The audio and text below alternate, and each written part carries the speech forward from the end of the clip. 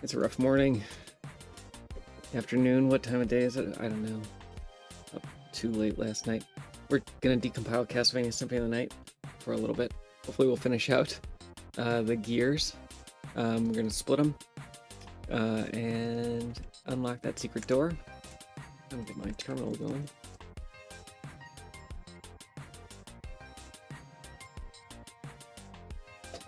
So what are we working on? We have been working on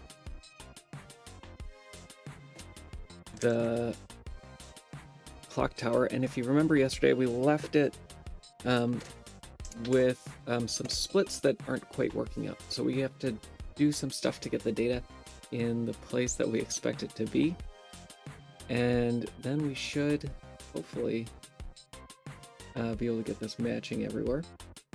We have one function left, and then we'll worry about the splits. We were looking at the whip a little bit. I didn't find that code at all yesterday. I'm not going to worry about it. So the last one is the door. Secret area door. So we'll open that for PSP and PlayStation and just get right into it. If you haven't watched the stream before and don't know what's going on, hopefully you have fun. We take assembly from the game that we've extracted from files that you can get on your copy of the game disc, or my copy. I can only get my copy, and you can only get your copy. That's the way the law works. So we're going to take the assembly file that we've extracted from the game disc,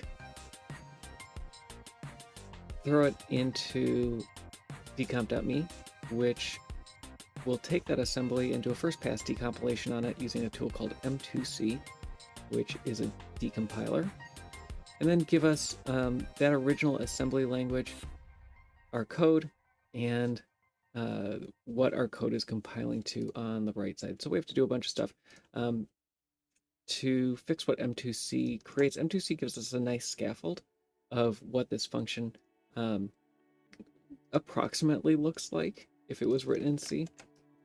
It can't, however, give us C code that will match perfectly, and that's actually good. That's for our purposes, adding a human creative element is important. It's what keeps us safe from the copyright police. Hey Roman, good to have you back. And I would say keeps us employed, but nobody gets paid to do this. So not that one. We're gonna go through and find all of the question marks, try to figure out what they are. These are things that M2C couldn't figure out. This is actually not going to be a variable at all. I'm gonna get rid of these gotos. So what the compiler did was decide that it's going to put this 2 into register A0, which happens to be the argument register. And then it's going to, instead of just making those function calls different places, it's going to use a goto. So we can get rid of that goto and get rid of that variable. A weird compiler choice there.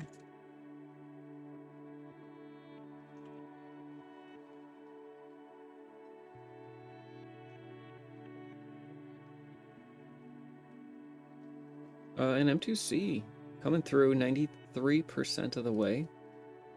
Pretty good. Hey Volto, good to have you. Welcome, welcome. So this is the secret area door. As we go through it, what I want to do is try to determine what... I don't remember seeing anything specific, but I guess I wasn't looking too closely either.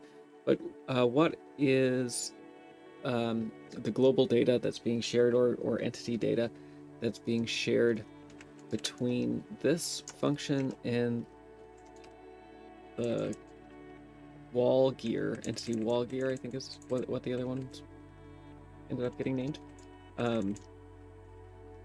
What are those two functions sharing to do what's necessary, or maybe the wall gears, they're colluding with each other, and when the right angles are set up, they create this entity. I don't know. I'm guessing it's this here that is the logic for opening the door, but I don't know. Here we have a sound effect here. Two different places this sound effect's being used. And then we'll go open the door if I can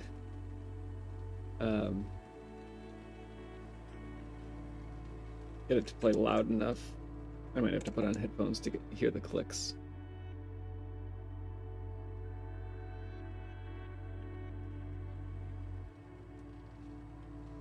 I'm not paying. We're getting really close already. I haven't been paying attention really to the number, but it's creeping up there.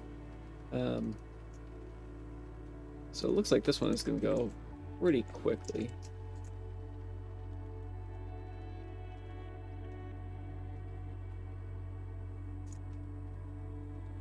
Let's see.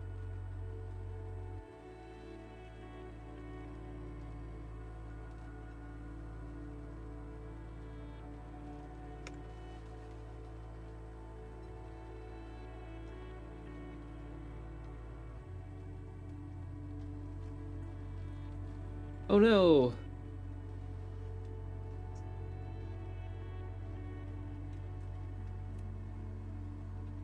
I only have a compromised password. Oh, did it copy?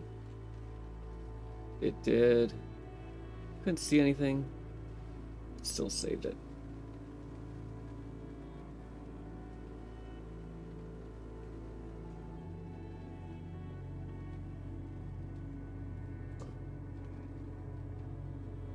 See what the error is. This G entities 224 is a reference to the 224th index of the entities table. Oh, and that gets us super close, almost done. There's this loop down at the bottom. We're not quite done. The loop needs to be fixed. But we're close to a match. If we didn't care about anything, then it would be pretty close, but I care. I hope you do too.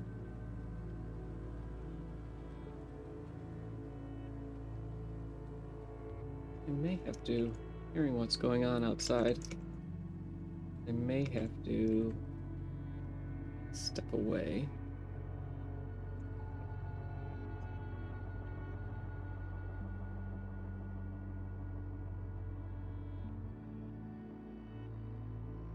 So here we're copying entity attributes. Sorry, not entity attributes. We're going through something basically 16 bytes at a time.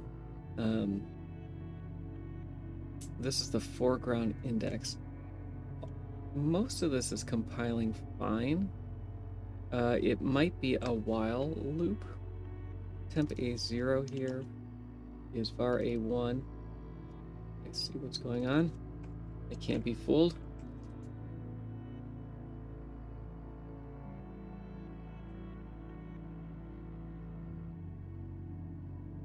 So this temp FDC, we need to make I guess we'll make it an unsigned 16 array.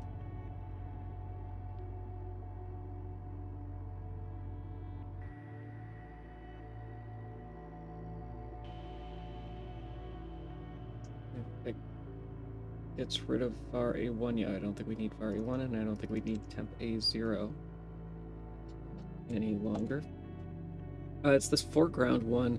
That's interesting. So it looks like this is being multiplied by 8. I don't remember what the foreground structure looks like here, so we'll have to look at that.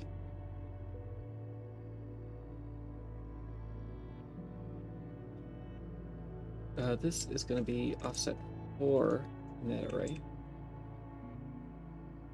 This is var A1 here, but then we're not using var A1, so I screwed something up. Drat. Lost a variable along the way.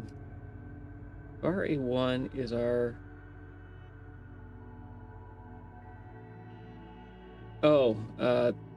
So we're not, oh, interesting. We're either starting at offset 0 in this FDC, or we're, thank you. Yeah, these are just YouTube music, royalty-free music. Try to choose stuff that sounds like stuff that I like, or otherwise. So we do need a unsigned 16 pointer here. We don't necessarily know if we're starting at offset 4 or not.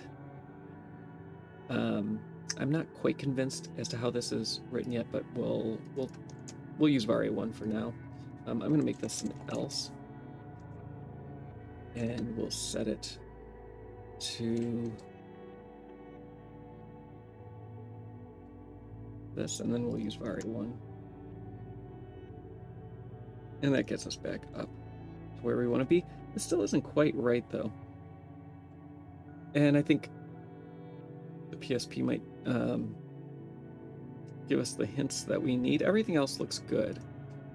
I don't mind necessarily how this code is looking. Oh, that's what's wrong. I see. So here we're doing I times 8 plus 360. I don't know where the hex 360 comes in. That was being used earlier. And then here I think it's just going to be I. But that's obviously not right. So let's go grab everything else. Mostly looks fine.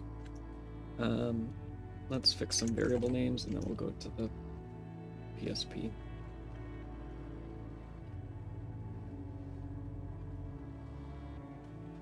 The PSP is going to definitely be pickier about the vars.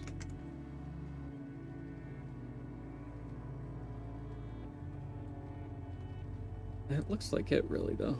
So we have var1 and I think. We got rid of everything else. All right, so I think that's a good start. Where's this FD0? This FD0 definitely looks like it may or may not be the flag that we need. Let's go back over here.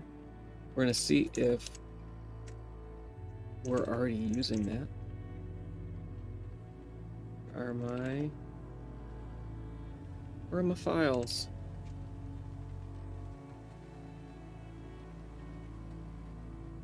We are using this. So every time, so yeah, here's what we're doing. When the rotation is the correct rotation for the gear that we are, we're going to set a flag. And we need to set basically 4 bits. And where does the 4th bit come from? Maybe this is already set to 1. So the value that we're looking for is 15, which would be 1111. There's only 3 gears, though. Let's see what that looks like.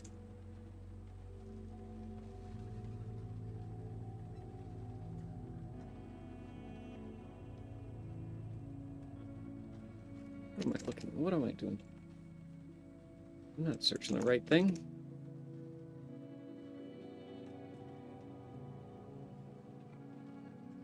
So it is in data.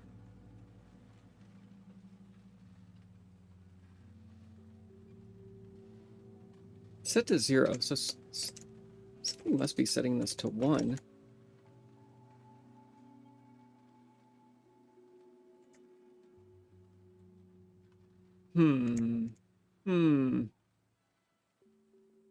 Okay, we might have to step through and see when and how this variable is being written.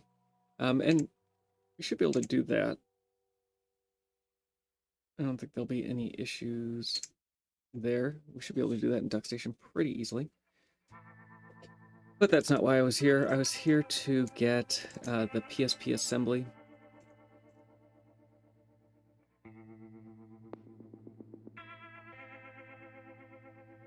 Which I have right on the left here. Right on the left. I've always had trouble with my left and the right. I remember as a kid saying, just put out your hands, and whichever one makes an L, that's the left. Oh, there we go. That's the left. The other one's the right. That means you know which way the L goes. If you don't know which way the L goes, that trick doesn't work.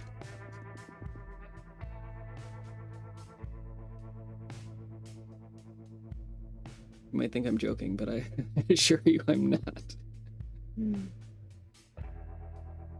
Okay, so we're gonna... We'll get there, we'll get there. For as slow as my computer is, it's actually very nice. I just overuse my equipment.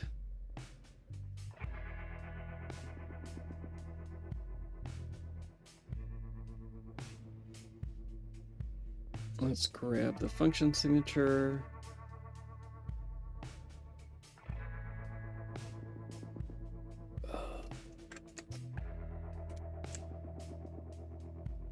Should have taken a nap this morning. I was up late and I had to get up early.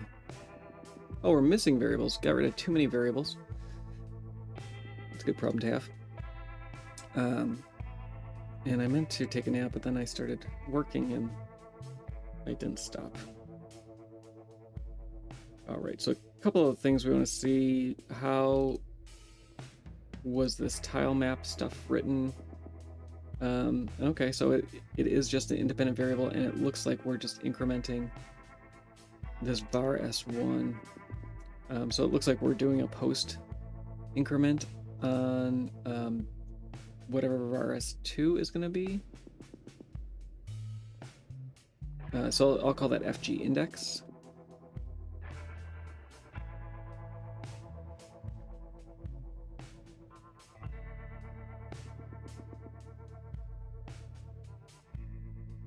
We'll make a var for that.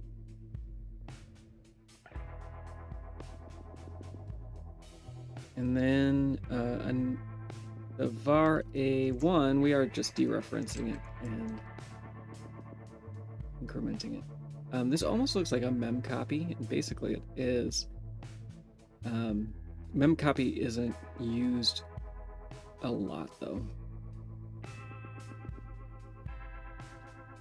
So I think that's probably pretty close to right. Oh, look at how terrible that is. It is not anywhere close to right. So it looks like FG... Looks like the tile map maybe is a pointer as well. So we're only adding one.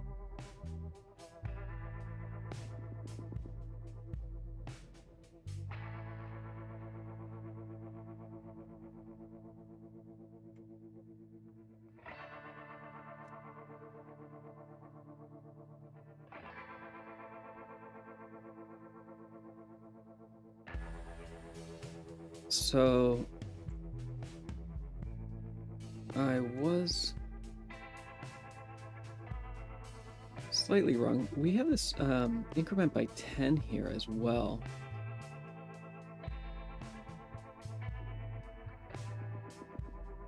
So there may be another index that's getting added. Sorry, by 10 I mean 16. Oh, it's just the FG index, okay.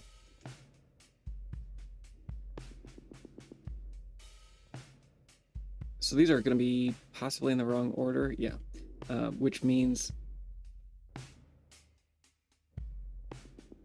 these are all up in the post step of the for loop.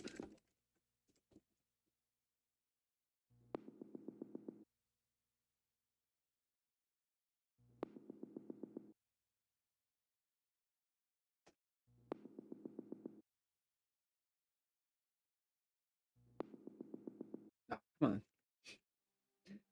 I can do it.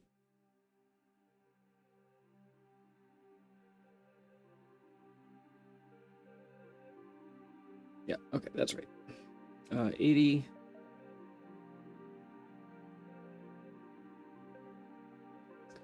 Wrong type. So this needs to be assigned.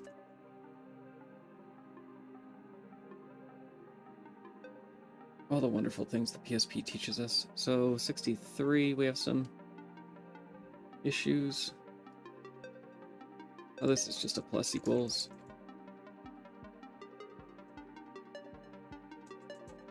And this is a minus equals. I think these are probably backwards. They're not. Weird. Why does come first? Why? Why? This is probably our variable that's missing. This expression, this addition here, is pulled out into a separate variable. So I'm going to make an offset x.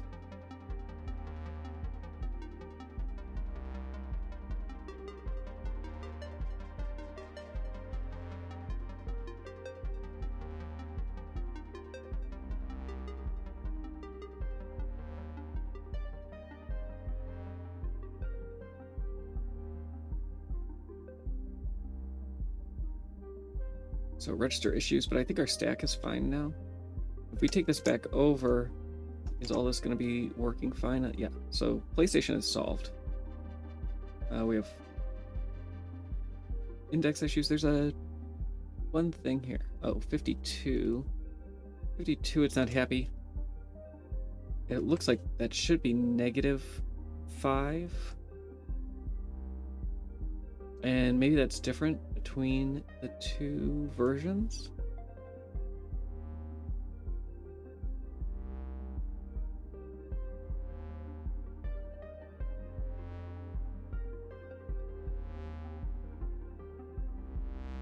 Or it's this cast. There we go.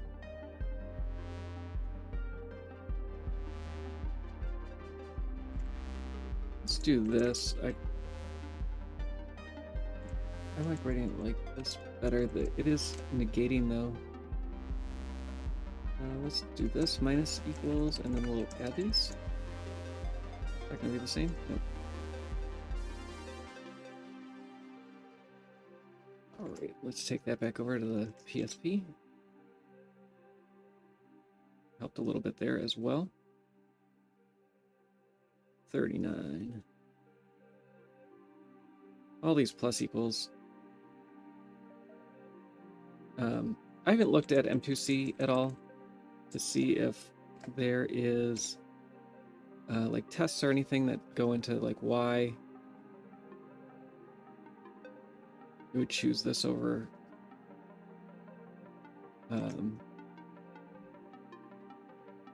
doing the plus equals. I don't know if it's when you're looking at the AST, if it's hard.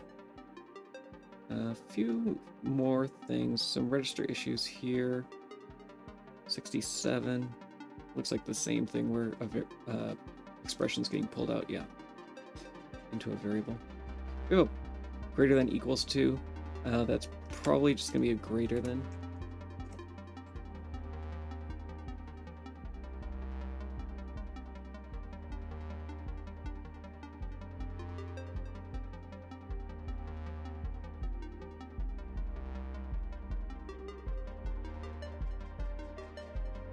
And is that it?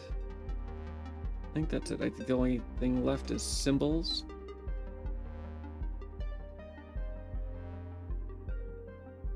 All right, so I think we got it.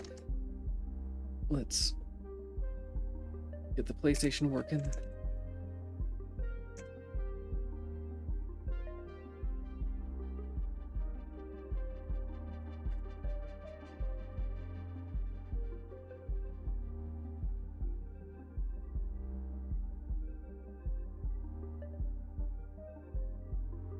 So I'm going to get rid of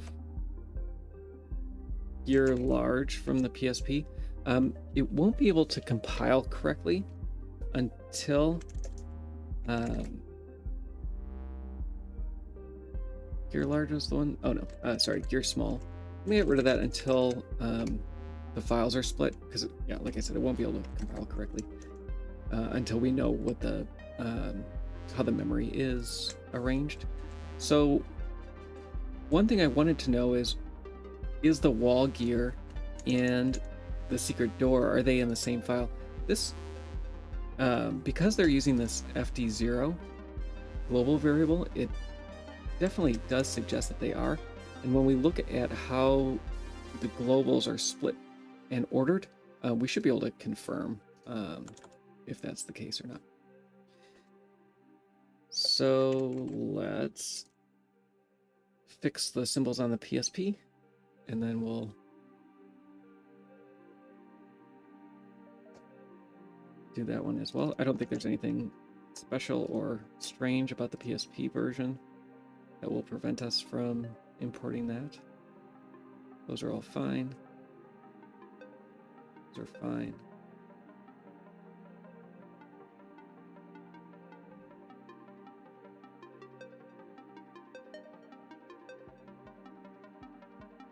Got the right one? Oh.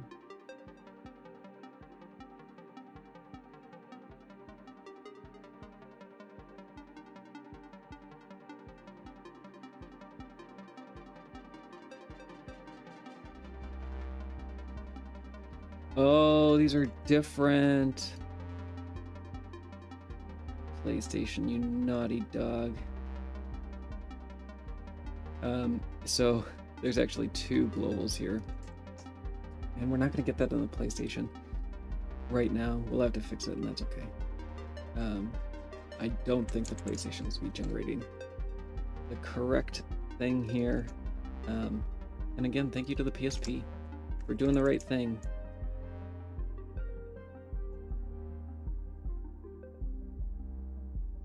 All right, I think that's it.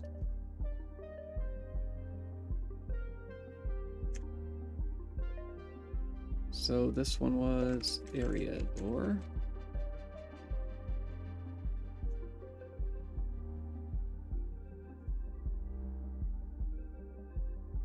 And that's working on the PSP as well. So we know that in this, let's see if we can fix this first. I think I'm going to try to fix this FDC. So there should be two variables here, FDC and then FE0. We can see if that one's there already. I don't know if it will be.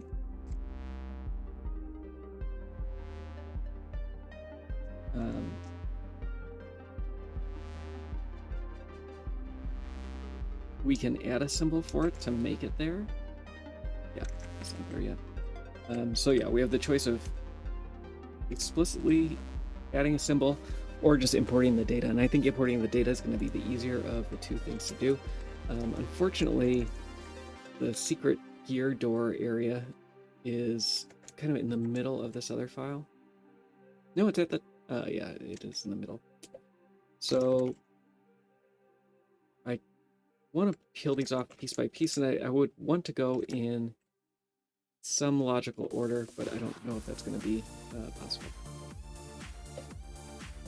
So I think that's okay for now. Let's look at the data for this.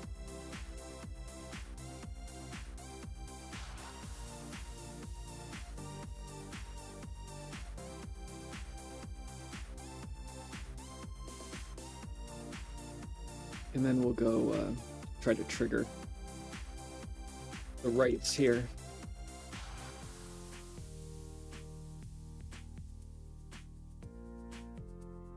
Yeah, so these end up all being just globbed together, even though they should be two different arrays.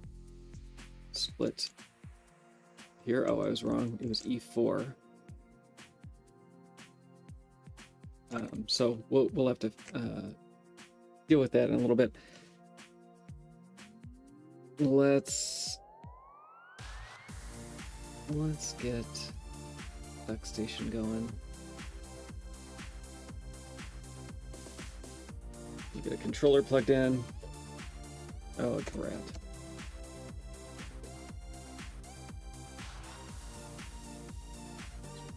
My health is not high enough. I should add a Game Shark code to disable the Medusa heads. They're gonna get me.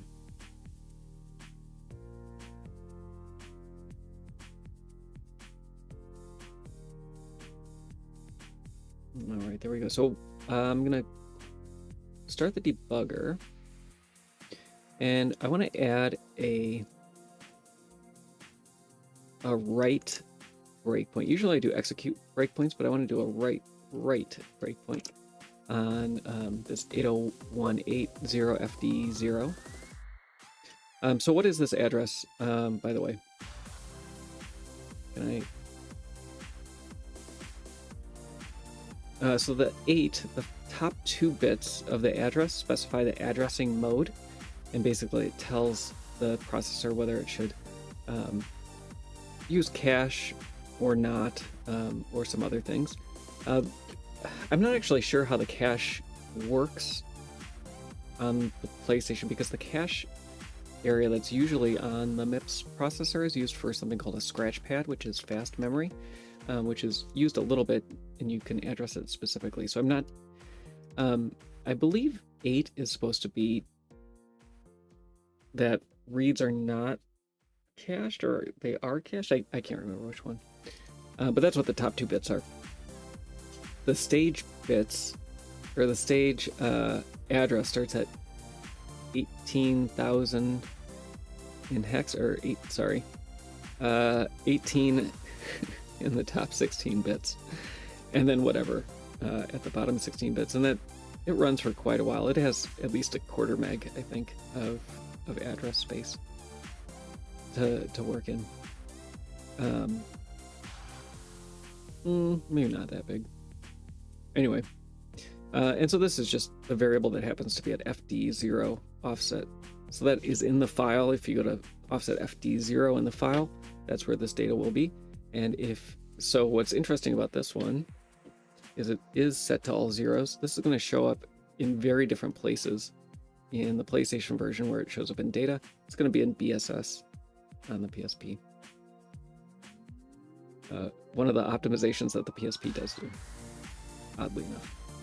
So we're going to say, we're going to make a read breakpoint, or write breakpoint, sorry. Every time this value is written to, we will get stopped.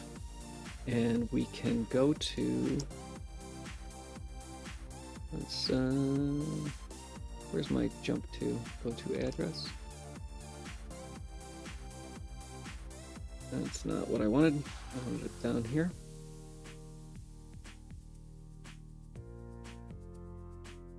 So we don't need to worry about the 8 in this layout. We do need to get to 1.8 though. Go a little faster.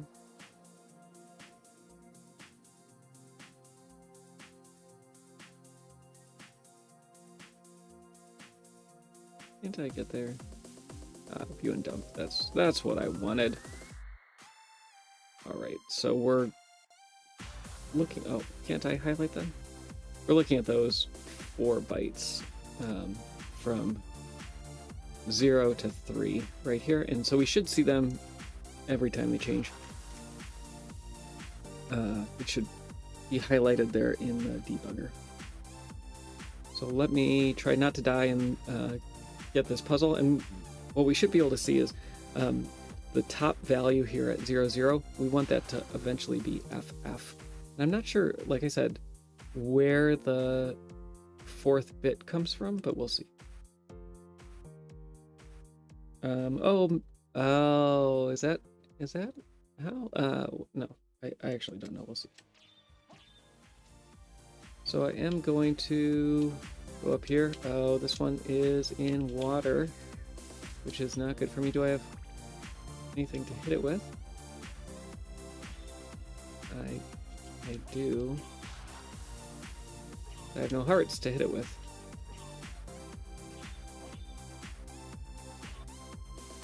All right, so we hit the first breakpoint as a write, but I didn't get the right value. So we're not at the right rotation. So this still just gets set to 0. So unfortunately, what we really want is a breakpoint that changes when, or breaks on change as opposed to just on writes. Unfortunately, we don't get that here. So I'm going to disable this, and we'll be able to watch it change. It'll turn red when it does change. But I'm not going to be able to do this too much before I die.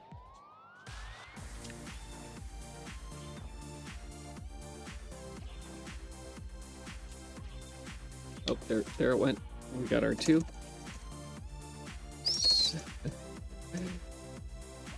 So let's try again. Can I? No, I'm gonna load my. I have a save point, save state, right up here.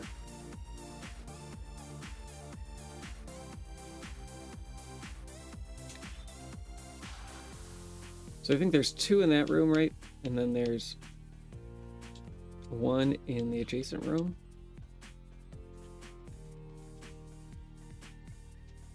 And so if you didn't know how to solve the clock puzzle, this one's the easier one to solve. So you could do it with a debugger if you knew.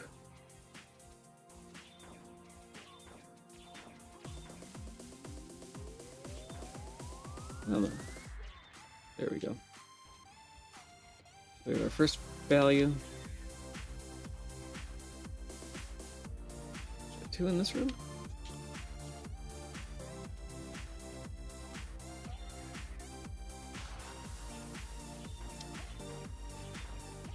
We're at 8 now.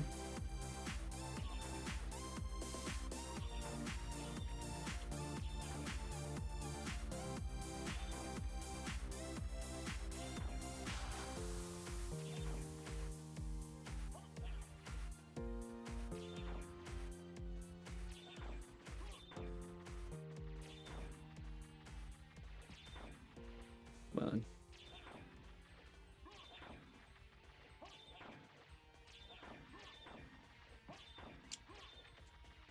Here we go. Now we're at A. I don't know if the harpy noticed me.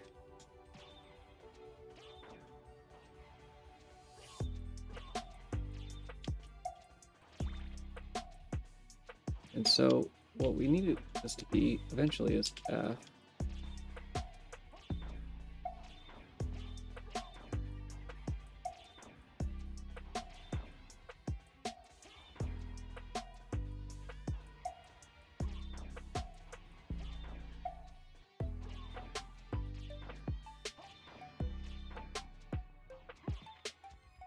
Okay, we're at B.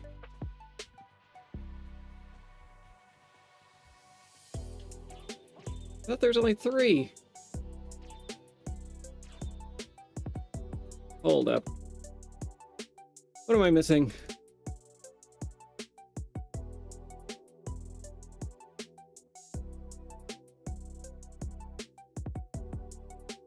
Is there 4 gears?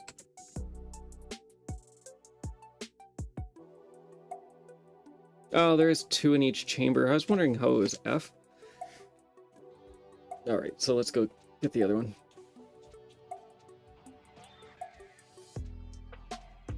Which one did I do?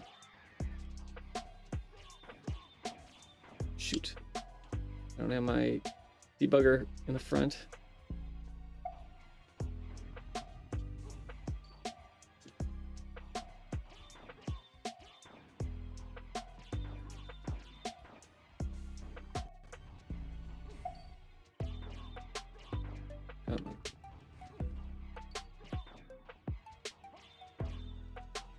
Looks like it was the one I got already.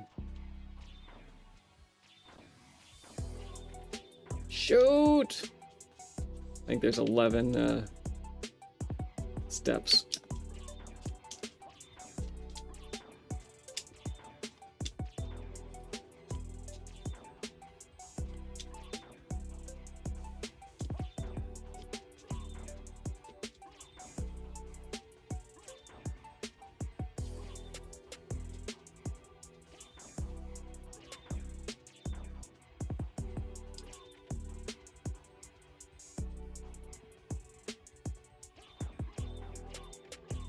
Shoot, missed again.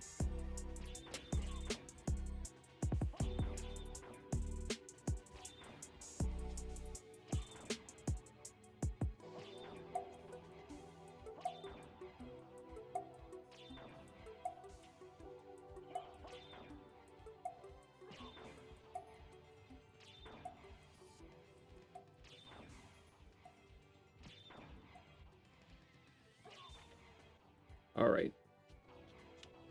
Stoned one last time, but we got it. So, down in the debugger, our value here is F. We go back to the code, and this is part of that I find fun and interesting and whatever. When we're checking that value, what value are we checking for? We're checking for F. What is F? Bit flag that says all of the doors or all of the gears have been set, and now we can drop down into step 2 of our state machine for this entity, and we can execute this code. And I'm not sure if the door opens when you first see it or if it has started opening already, but we'll see. Yeah, so if we were in this room, you would have seen it open, and the animation would have gone through. And it looks like I must have opened this already. Is that true?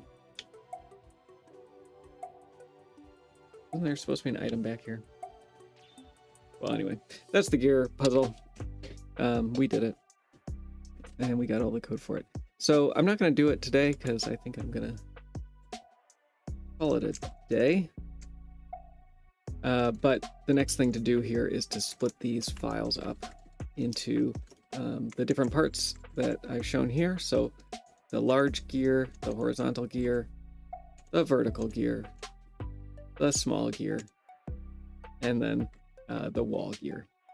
And that should round out the gears in the clock tower. The goal isn't necessarily to hit each gear 8 times, and what's interesting about how these were written, a lot of the tutorials you read, so there's a couple different ways you might read the tutorials. One will say, like, if you haven't entered these rooms, or maybe when you first enter the room, hit the gear so many times. The second puzzle, which is more reliable, is there's a different sound that plays when you get to the right position. But the way the code is written is actually if the gear is at a particular angle that's configured in the data. And so in the data, you could change what that angle is, make it more or less, but it is a rotation, so you'll always be able to go around the gear. All right, that's it. Thanks for watching. We're decompiling Castlevania Symphony of the Night. Go to soten.z.dev to learn more and check out the progress that we've made. We'll go to GitHub and see everything that's been going on. That's all I got for you. Adios.